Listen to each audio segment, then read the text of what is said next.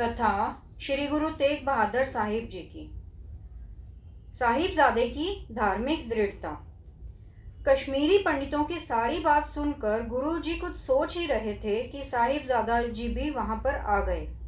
पिताजी को इस तरह सोच विचार में देखकर आप जी ने पूछा कि पिताजी, आप क्या सोच रहे हो? तो गुरु जी ने वचन किया कि बेटा, इन पंडितों के धर्म की रक्षा करने के लिए कोई ऐसा महापुरुष चाहिए जो इस समय इनके धर्म की रक्षा के लिए अपना बलिदान दे सके। पिता गुरु जी का वचन सुनकर आप जी ने स्वाभाविक ही कहा कि पिताजी, इस समय आपसे बड़ा और कौन महापुरुष है जो इनके धर्म की रक्षा कर सकता है? आप ही इसके योग्य हो। अपने होनहार 9 साल के बालक पुत्र से यह बात सुनकर गुरुजी बड़े ही प्रसन्न हुए और पंडितों को कहा कि आप सूबा अफगन खां को कह दो कि यदि हमारे आनंदपुर वासी गुरुजी मुसलमान हो जाएंगे तो हम भी मुसलमान होना मान जाएंगे। यह उत्तर लेकर पंडितों ने सूबा अफगन खां को गुरुजी की बात बताई तो सूबे ने उसी समय यह खबर लिखकर औरंगजेब को भेज दी कि कश्मीरी पंडितों तथा हिंदुओं ने यह बात मान ली है कि यदि उनके गुरु तेग बहादुर जी, जो इस समय आनंदपुर रहते हैं, मुसलमान हो जाएंगे तो हम भी सब उनके बाद मुसलमान हो जाएंगे। गुरु जी को दिल्ली बुलाना। अपने सूबे की यह चिट्ठी पढ़कर औरंगजेब ने काजी के साथ विचार करके एक विशेष दूत आनंदपुर भेजकर गुरु जी को दिल्ली बुलवा लिया। गुरु जी ने संदेश वाहक को कहा कि तुम चलो, हम आप ही बादशाह के पास पहुंच जाएंगे। संदेश वाहक को भेजकर गुरु जी ने घर बाहर का प्रबंध मामा कृपाल चंद जी को सौंपकर हर एक बात अपने साहिबजादे को समझा दी और आप 5 सिक्कों सहित दिल्ली को चलने के लिए तैयार हो गए। मार्ग में आप जी धर्म उपदेश देते हुए अपने श्रद्धालुओं को दर्शन देते हुए आगरे को पहुंच गए। गुरुजी बंदी खाने में। आगरे पहुंचकर आप जी ने एक गड़िए के द्वारा कौतुक रचकर अपने आप को बंदी बना लिया। आगरे से आप जी दिल्ली पहुंचाए गए। औरंगजेब ने आप जी को बंदी खाने में बंद करके अपने काजी को गुरु जी के पास भेजा और प्रार्थना की कि आप मुसलमान हो जाओ, सारा देश आपका मुरीद हो जाएगा, सारे हिंदू भी आपके पीछे मुसलमान हो जाएंगे। इस तरह सारे देश में जब एक मुसलमान धर्म हो जाएगा तो धार्मिक लड़ाई झगड़े मिट जाएंगे, लोग सुखी रहेंगे।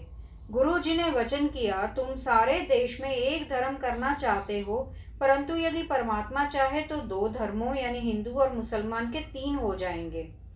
औरंगजेब ने कहा, यह किस तरह कह सकते हो और ये कैसे हो सकता है? तो गुरु जी ने कहा, इसका निर्णय करने के लिए एक मण मिर्च जलाकर देखो।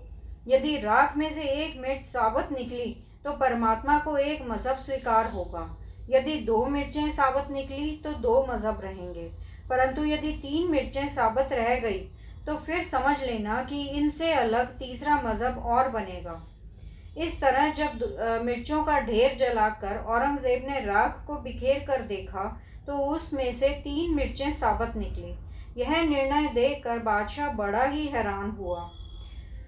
तदुपरांत जब गुरुजी किसी तरह भी मुसलमान होना न माने तो बादशाह ने अपने काजी के द्वारा कहा कि यदि आप मुसलमान नहीं होना चाहते तो कोई करामात दिखाओ।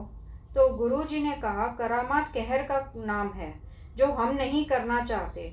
फिर औरंगजेब ने कहा कि यदि आपने दीन इस्लाम भी कबूल नहीं किया और करामात भी नहीं दिखानी तो फिर कत्ल होने के लिए तैयार हो जाओ। तो गुरुजी ने कहा, तुम्हारी पहली दोनों बातें, मुसलमान होना और करामात दिखानी, हमें तो स्वीकार नहीं है, परंतु तुम्हारी तीसरी बात, कत्ल होना, हमें स्वीकार है। भाई मतीदास और दयाले की शहीदी। इस समय गुरुजी के साथ 5 सेवादार सिख भी कैद थे।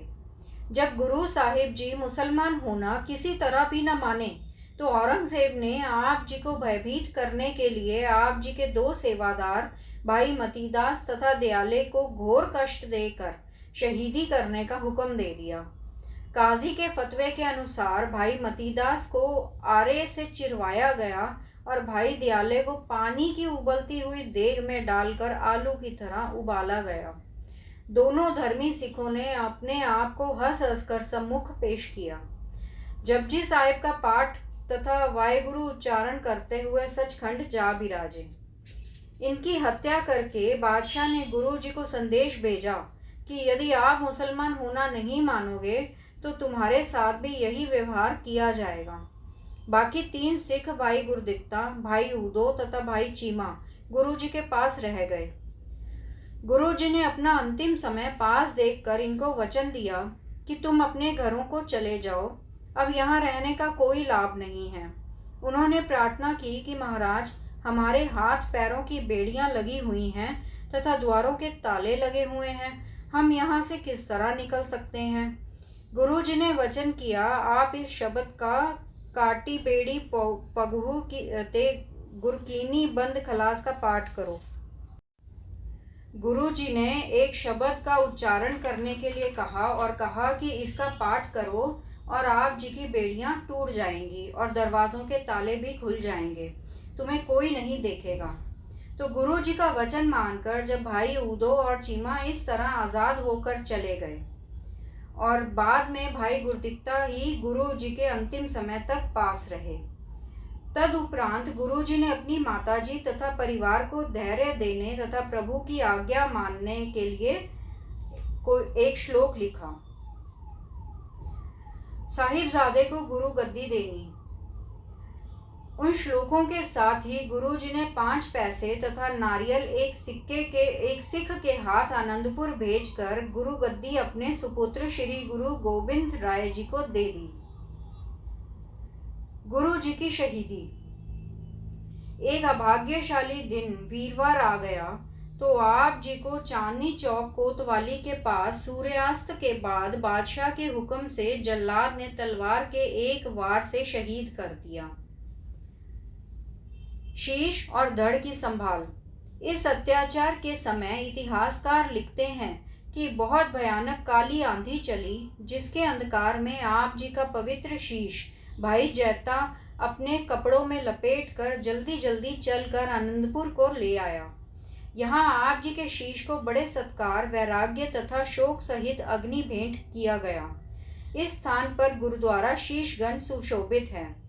तदुपरांत इस आंधी के गुबार में ही आप जी का पवित्र धड़ एक लुबान सिख अपनी बैलगाड़ी के माल में छुपा कर ले गया और अपनी कुटीर में रखकर उसे आग लगाकर वहां ही अग्नि भेंट कर दिया। इस स्थान पर गुरुद्वारा रकाबगंज सुशोभित है।